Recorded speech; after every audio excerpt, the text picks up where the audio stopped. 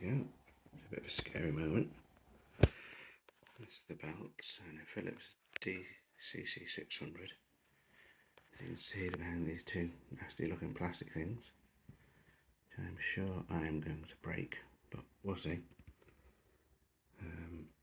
It's going to be a lot of looking around, looking how it's connected before I touch anything, I think. These are weird, aren't they? So that connects to that, and that goes back down here. So I've unscrewed this board on the side, and this looks horrible. That screws behind this, and this horrible thin little cables connecting it.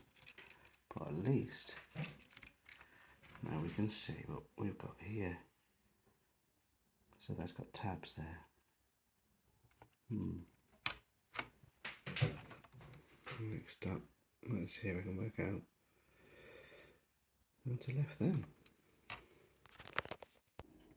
Well, there you go. Tabs off. Used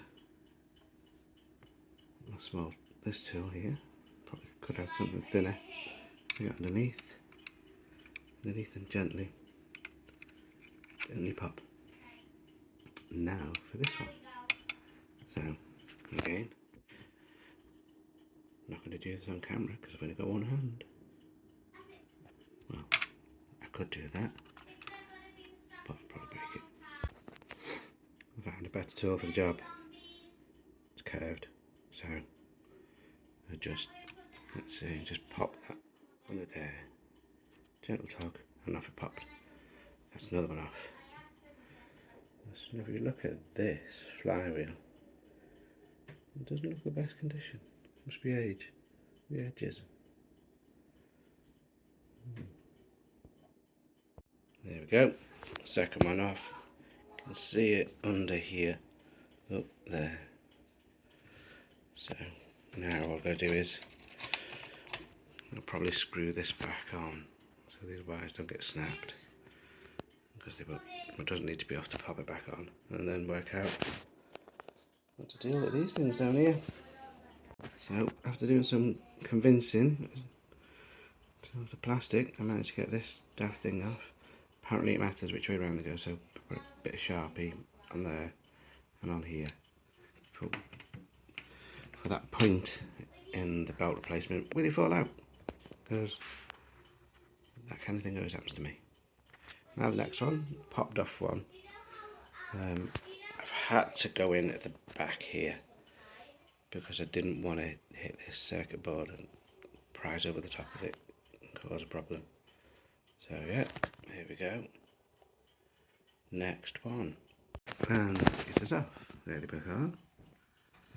I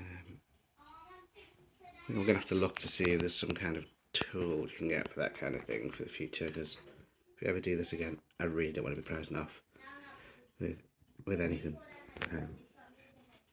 really. So here we are. Here is, oh, the belt's come off. Luckily I took a picture. Here is flywheel with the capstan on the end. Apparently normal cassettes, but these very dirty. It's dirty-ish. I'll probably play normal cassettes in this because it just sounds too bloody good. I do like to find normal pre-recorded cassettes that are good now. There we go. So I'm going to clean these. I'll probably look see if I'm supposed to put any kind of grease on here. Fingers crossed.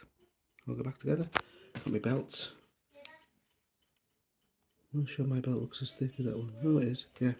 Cool. On we go. There we go. Clip back on. I clip this first, assuming that it would be easier to sort of clip over. So that's what I've done. belts replaced. And what I don't know is how the hell do you get to the heads in this thing to clean the pinch rollers? Well, I'm not going to do that right now. On to the drawer mechanism, which is sticky on this. Sometimes works, sometimes doesn't. Got another belt for that. Here he is. I'll stick him on.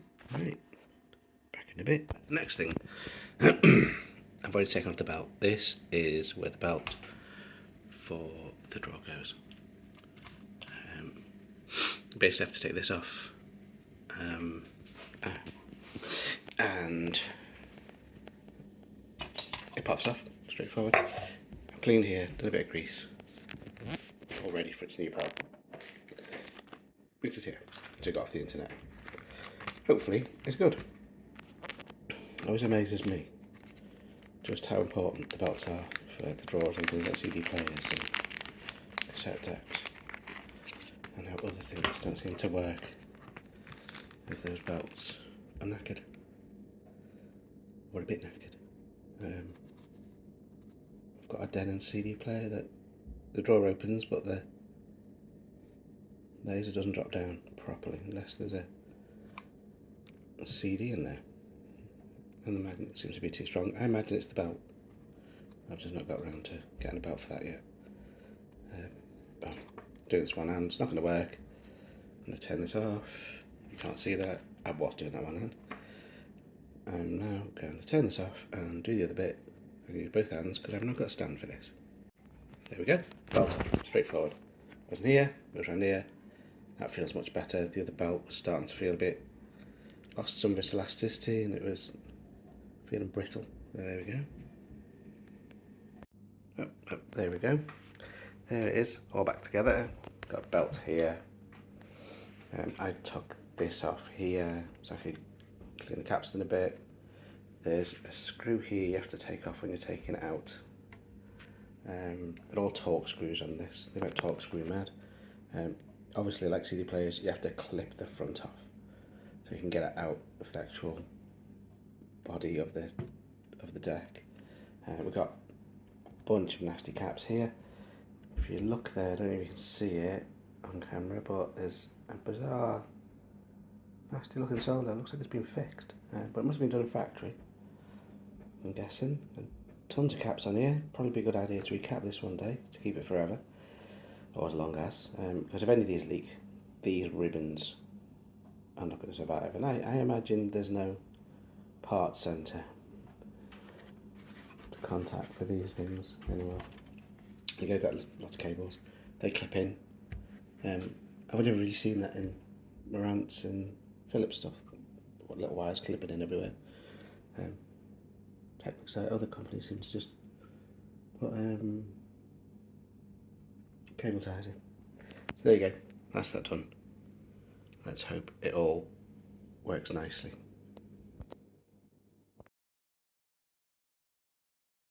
So there we go. Screws are one down here. There is one down there. Don't really see down there, so I'm going to get my light down there. Yep, screw down there, and there's one cheeky little monkey in the front there. There, what's holding the cassette mechanism. Now what's left is to put all these wires back where they belong, which should be fun, especially the ribbon cables. There we go. As you can see, I've got these nice little clips. I did take a photograph, so I should be able to work out how they all go in correctly. And that's it. Yeah, it's my slightly nasty looking Philips DCC 600. So here we go, all wires back in. Cables back in the little clips there, all back together. Let's see, a plug plugged in the back there. You can see, there we go, plugged it in. Right, moment of truth, does it work? Well, that comes on, it says no cassette, that's good. And that works, let's go. Right, now, find a cassette. This one will do. It is not a DCC. do have one of them knocking about somewhere.